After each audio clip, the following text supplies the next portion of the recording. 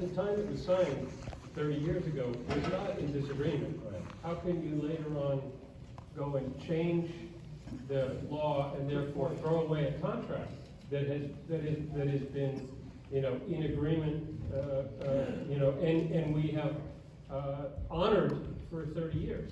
Yeah, no, I think it's a really important point, and unfortunately that happens all the time where there's contracts and laws. Like we changed the rent laws last year in New York State for rent-regulated apartments, and there were contracts that were in effect before, but the law superseded the contract. So the law and the contract were in contradiction to each other. It's my understanding, when talk to lawyers in the Assembly, that the law supersedes the contract. It's a general statutory interpretation. But that's kind of the big picture, that's the forest picture, not the specifics. I think for everybody in this room who has a regulatory agreement, I think that's the big picture we want to know. Can the state come in and throw away this agreement that we've certainly honored for 30 years? That's my biggest concern, because I know we've acted in good faith, followed all of you have requirements and done reporting standards and duly saved our money, and we have an operating fund and a reserve and a building in good standing that, we started out when, we'd spend the night in that cold building with bats because the junkies would come in and try to cut out the copper pipes. These were buildings that we saved and restored and added a lot of benefit to the neighborhood. Going off.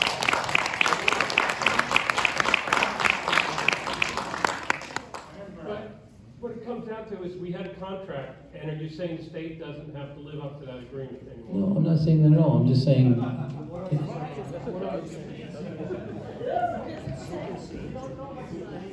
So, what I'm saying is, depending on which category we're talking about, we would create like the example with buildings that want to get out of the program, create a pathway out that didn't exist now. If buildings wanted to operate and get it, instead of right now they get the damn tax cap, but they wanted to get function at 80% of AMI and get a full tax abatement, that would govern. So the specific things that we would potentially do, maybe if we move forward, would be building specific on those issues, and that would supersede whatever the regulatory agreement does. But it wouldn't supersede all aspects of the regulatory agreement, only the ones that are directly contradictory to each other. So I'm understanding that within the regulatory agreement, then you can invalidate portions of that contract. Yes. Okay. Okay, the gentleman with the checked shirt first, the lady at this mic, ma'am, you're second, you're third, fourth, fifth. So, gentleman with the checked shirt. So I think your constituents. Louder, please. I think your constituents here are asking you to support a tax credit for all the HDFCs, to not introduce any bills that are should be introduced by the city, not by the state, because it's a city issue, and to support us by helping us fight with HPD to stop letting them hold us hostage based on our articles of incorporation that are antiquated. And most of the HDFCs here, their regulatory agreements expired already, and now we're being held with our articles of incorporation being held over our head. Like, stop! We're not going to allow you. Stop! We want you to work with us. We are your constituents. We want you. We don't want to be blanketed.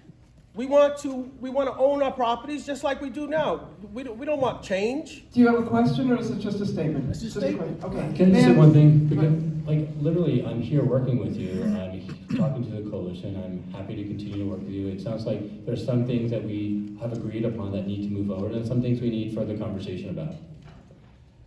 Okay, ma'am, I've been told that Harvey can take 4 more questions. We have 1, 2, 3, 4. Okay, so we got the 4 questions, so you're next, ma'am. Okay, so you asked, how do you determine what buildings are in good state? Because we were one of the last people to come in, so we still have about 15 years left. We signed a 30-year agreement. We bent backwards to do everything we have to do for the audit and all these inspections and all the things we do for hours of no pay. Right? All of these things we do, and we follow all their rules.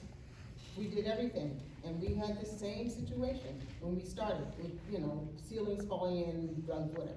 So now you're saying you don't, how could you not know which buildings are in good state? How could you not know? If we're going through all our inspections, if we're paying everything on time, if we're following all the rules, if we haven't had to go and ask, you have to come and mess up our books.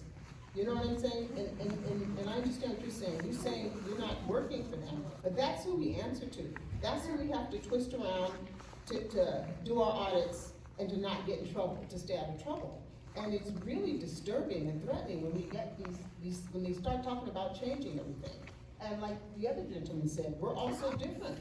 Like now I'm hearing and learning that some people are already out of it, the whole situation. And then you're saying that the tax program is gonna end, like 2029? That's like 9 years from now. We still have 15 years left in the program. I mean. So that's why I was trying to get it, part of what we're trying to do is make that damn tax permanent, so buildings continue to have the stability with the damn tax cap. And that's why we're talking about having different buildings in different situations, do different, you know, there are different positions for different buildings. And I totally understand that you're doing all the work and complying with what HPD is asking. We actually know which buildings are in arrears. I'm just saying I don't know here because I don't know who lives in what building. We have a list of buildings that have tax arrears. We have a list of buildings that are complying with their audits and all that. That's available. Right. So we know that. I'm just saying I just don't know in this room. When they say HDFCs will have to comply to this, and that, and it's like it feels really punitive. It does feel that way. And that's just the point I want to make, is like you saying you need to figure out, it shouldn't be really hard to figure out what the criteria is that a building is doing what they're supposed to do. Right. And they're not going to be trying to hit up the city or breaking laws and stuff like that, Totally. and not saying a thing, that's all. But just as a quick aside, in 2017, there was a meeting with HPD at Cooper Union where we discussed the bill, and where HPD actually admitted they did not know how many HDFCs they had. They do not have an entire list of every HDFC, so they don't even know which one. And that's you know. why I don't want you have them to come into our building and say they're going to run stuff. Because we've been doing just fine. I'm not saying that we'll be doing that, but we've had them in, and they don't have the experience we have taking care of our building. Preaching to the choir, sister. Yeah. Well, you're next. Thank you. Hi, Harvey. A lot of great information here tonight, a lot of good dialogue. I haven't seen that level of dialogue in such a nervous community meeting in a long time. I'm doing a lot of community organizing in my life.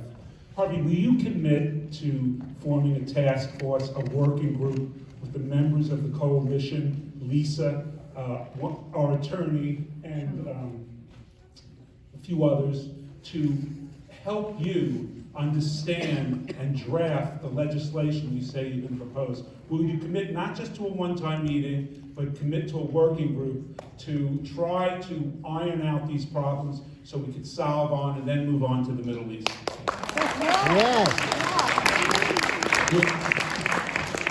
I said this before, I'm happy to continue to have a small working group to work on these issues. I would like to ask a commitment from you and other people that I feel like, it'd be great to people stop attacking me on social media, in email, in the press.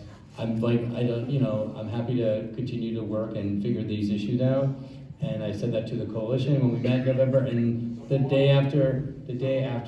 So Martha, as she did for so many years as a leader in our community, could convene that meeting with your staff and let's get it moving. Yeah. And solve these problems. Yeah, I said before, I'm happy to. I said it to the coalition before, and I said we met, and then a day later, they're attacking me. I'm not sure that's the best process either, but I'm happy to work to be collaborative and work together and figure things out. We're just as angry down here, but we're a little more polite. You first, sir, and then you. Before my question, we actually did go to HPD several times, and let's just say it was not a pleasant experience or informative. I know that our building, we're sort of not really old, really new. We're 92 or 94. 50, is it 92 or 94? Anyway, early 90s. Early 90s. There's a couple people from another building that are also from the early 90s. And our buildings are mixed in the sense that we have people in the buildings that were raised in these buildings from the old neighborhood. We have people in the buildings, you know, that moved in '94 and have, you know, their incomes have increased because they were young and they moved up. We have people on disability. So we have a very mixed batch in these buildings. So we're not the 80% and we're not the 165, we're something else. And we do want to keep the dam, but we're not, you know, we don't quite fit the categories that we talked about. And I think, and I suspect there's a lot more buildings in this room like ours, where there's a lot of variety, a lot of different incomes, and a lot of different stability in terms of how long people have been in there. So I think that's a category that's not been discussed. We're not interested in leaving, or we're not interested in being totally controlled by HPD. Yeah. And we do want the dam, but at the same time, like I said, we're a very mixed building. And maybe that's the idea is like there are different levels of dam tax cap. Maybe it's something's at 80, something is at 120, something's at 165, and different levels of the dam tax cap. Yeah, it could be set at different levels based on the AMI in those buildings. Okay, thank you. Sir? Yeah, hi. I just feel that you gave a lot of non-answered answers to some of the questions. So I'm just putting that out there. And you are, I think, forever associated with this draft. How much do you support this thing in its present form? And can you please explain why in detail? So I'm not wedded to any of the bills that I think that we're working on in their present form. Are you sponsoring it? Are you not? Are you one of the sponsors? You know what? If a bill's not introduced, I haven't sponsored it. It's a draft bill that hasn't been introduced. Okay, So my okay. point here, let me just do this, because I feel like if I was so wedded to a bill that we had introduced and we were going down a path, it would be very different than meeting with Coalition for months, drafting, editing, re-editing, getting feedback. It's a very different situation than just saying, here's the bill, this is what I'm gonna pass, you know, leave me alone. It's a very different process that we're going through here. It's a collaborative process, which I've had meetings. Lisa came to the town hall and said, will you meet with shareholders? I said, yes. I was supposed to be on vacation this week with my family, but I'm here anyway. Like, the reality is that I'm trying to work in a collaborative way. And so to the claim or the accusation is unappreciated by me. Okay, understood. But you still are associated with the bill on some level because you're here. Yeah, but when you say bill, a bill was like legislation that's introduced. I'm associated with the draft, which I gave to the coalition voluntarily before I introduced it to get feedback. That is 100% correct. And I said to them at the time, this is the draft that we're going to work on and edit before we introduce it. And that's what I've committed to tonight. You asked about a working group. I've committed to a working group. I'm committed to coming back and talking to people. Wonderful, understood. Thank you. Now, lastly, how much do you support the agreement in its present form?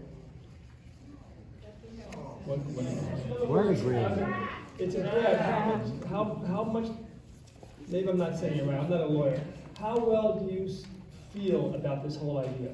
Are you asking him if he's willing to make changes and Everyone- take out? I think everyone's a little terrified. Yeah, I said this a lot. What I'm committed to is these concepts, right?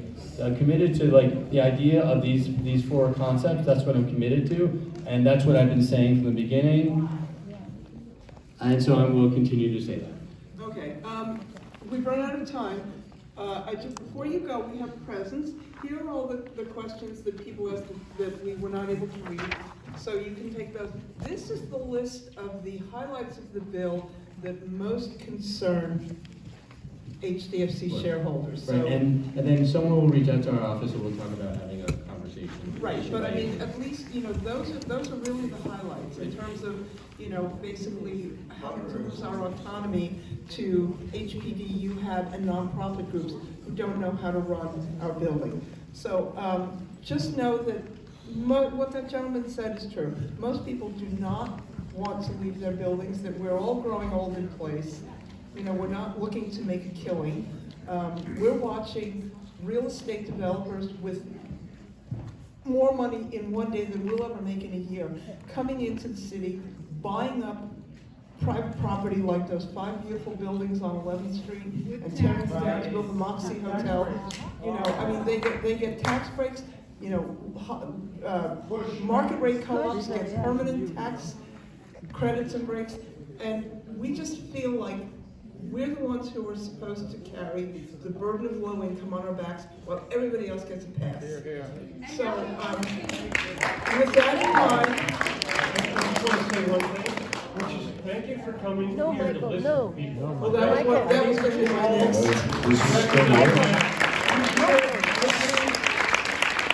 And I think it's digesting and the flexibility to understand our needs, and thank you for taking the time to do that. Well, you just took my, yes. I mean, my next thing was going to be to thank Harvey for coming on this vacation week. And everybody, please stay for about another half an hour.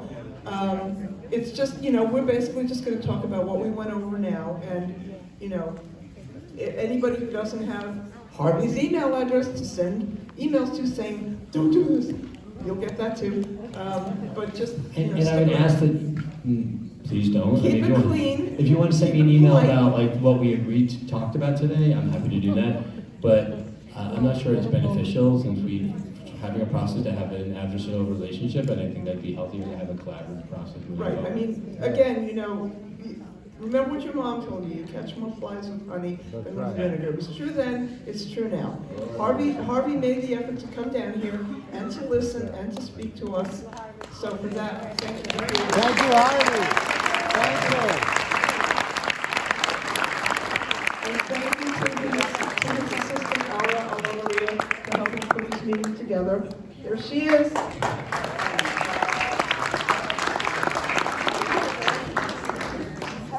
Okay, so stick around. We're going to have another discussion when